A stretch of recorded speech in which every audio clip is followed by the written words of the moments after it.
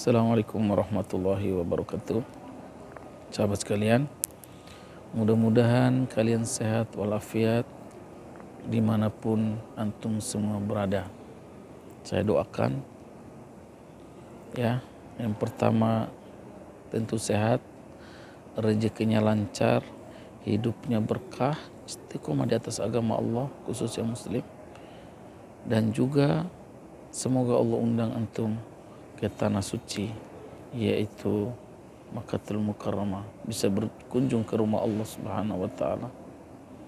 Alhamdulillah izin Allah Subhanahu wa taala dan juga doa teman-teman, Allah mudahkan saya datang kedua kalinya ke tanah suci.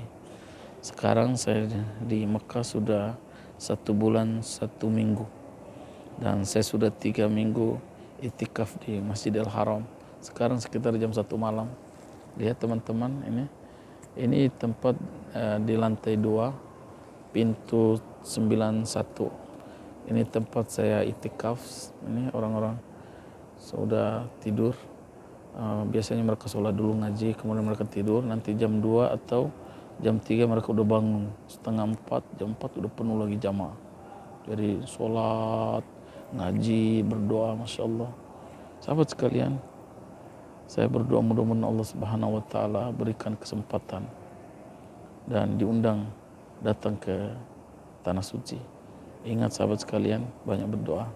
Tidak ada yang tidak mungkin dalam hidup. Saya sudah kedua kalinya ke sini, Allah mudahin. Tahun 2012 saya datang.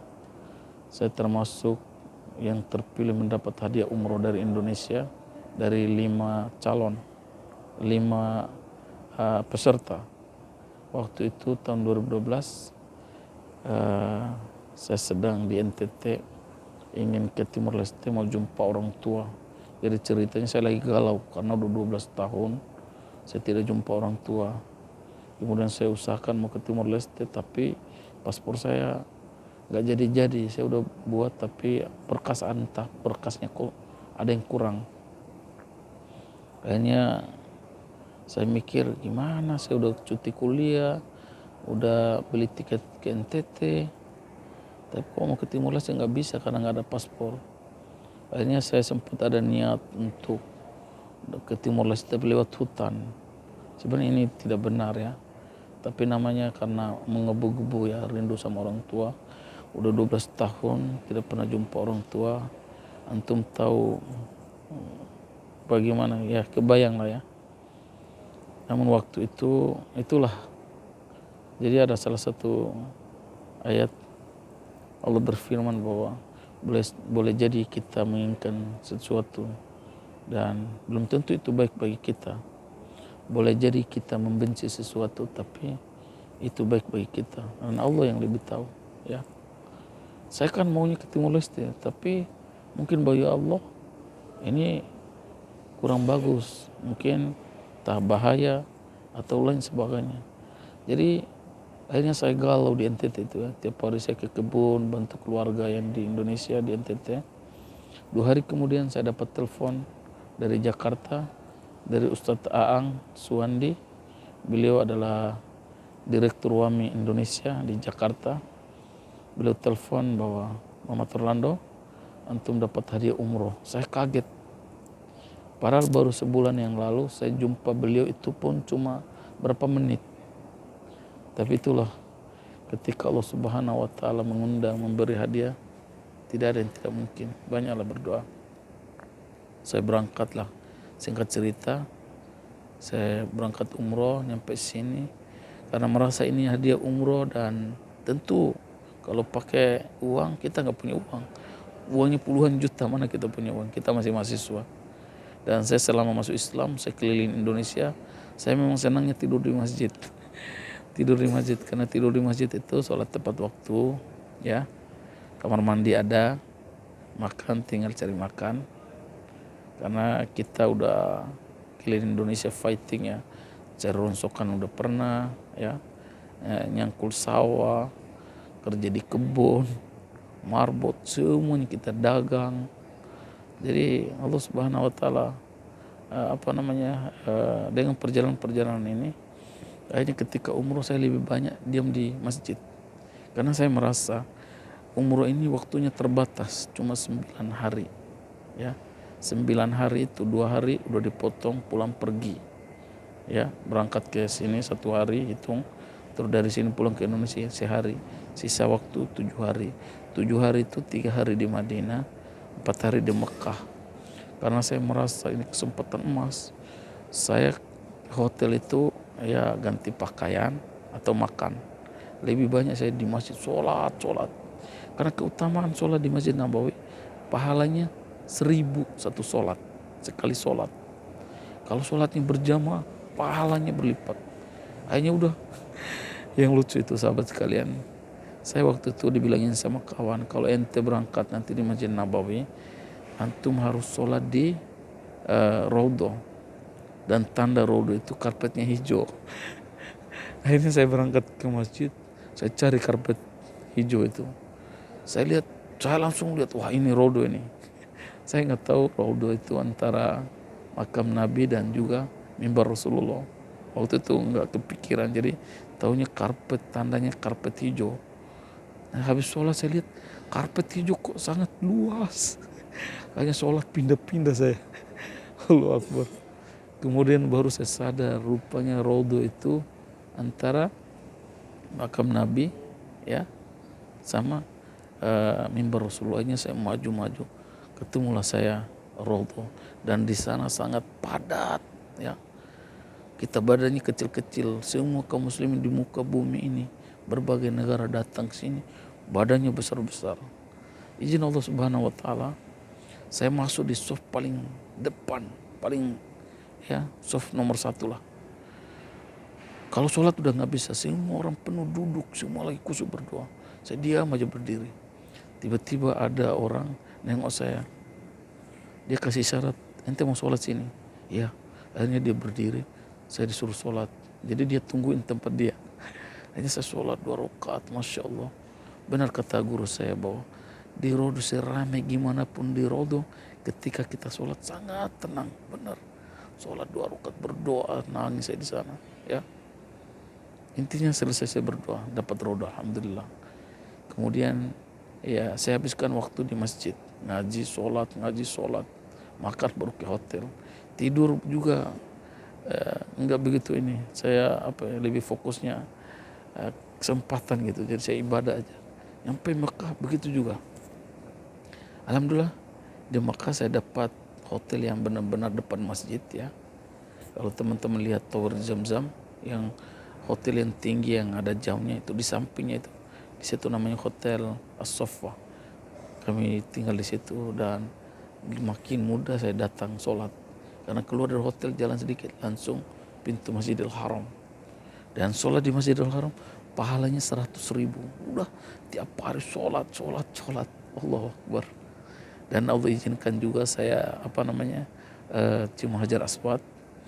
Itu ada kisahnya juga, tapi nggak saya cerita sekarang.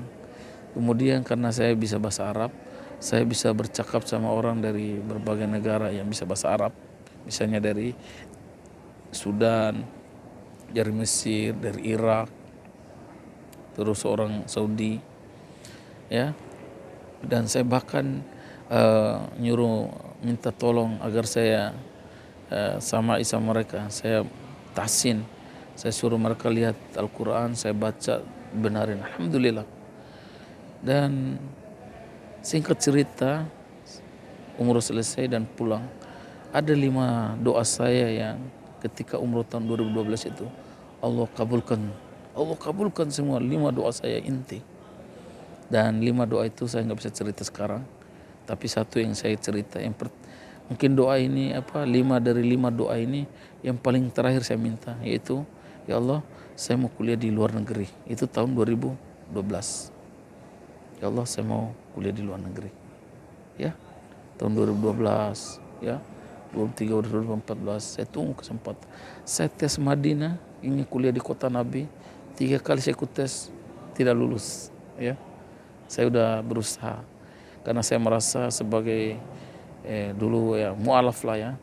Karena sampai saat ini semua keluarga saya, di keluarga besar ya, keluarga kandung cuma saya seorang muslim. Alhamdulillah dengan dakwah dan juga interaksi dan juga komunikasi baik. Alhamdulillah sekarang semua bagus. Kemudian doa yang saya mau ceritain terkabul itu 2017 Allah kabulkan doa saya berangkat kuliah ke luar negeri. Jadi waktu saya berdoa, ya Allah, saya mau kuliah ke luar negeri, ya Allah, tidak ada yang tidak mungkin kalau Engkau izinkan, ya Allah, ya Rabb. Terus berdoa ya. 2017 setelah saya wisuda S1 di Stidi Al Hikmah Jakarta ya.